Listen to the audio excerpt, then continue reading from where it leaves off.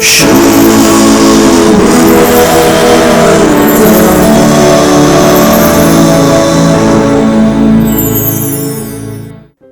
Quiz वा जाणवाये सवाल अशें विचारया म्हूण मन जाता. मार्काचे सुवार्तेन जेजूची पयलीं उतरां खंयची? आनी जाप आयचे सुवार्तेचे सुरवातेर आसा. वेळ भरती जालो, देवाचें राज लागीं पावलां, पातकिजींनी बदला आनी बरी खबर सतमाना. मार्काची सुवार्ता एक दैवीक ड्रामा म्हूण धरल्यार आज तांतल्या एका महान पात्रधारी जुआंवचें वेदितावन निर्गमन जाता आनी सुवार्तेचे काणये असो वा सोडवणेचे काणये असो प्रमुख पात्रधारी जेजूचें वेदीर आगमन जाता.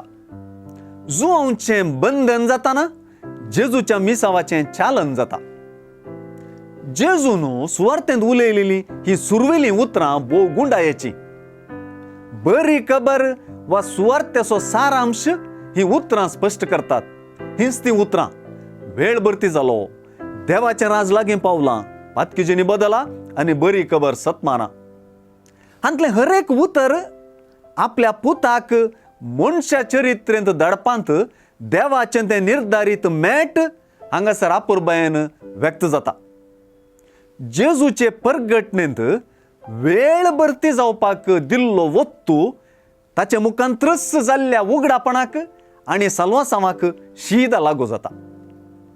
ती वेळ घडी आतां पावल्या म्हणजे एका नव्या आनी निर्धारीत तरान देवानूच बसयलेलें भविश्य आतां शेवटाक पावलां. सर्गींचें राज लागीं पावलां म्हणले परगटणेंत स्पश्ट जाता की हांगासर देवानूच सगळें फुडाकारपण घेतलां. तोच सर्वय रितीन कार्याळ जाला.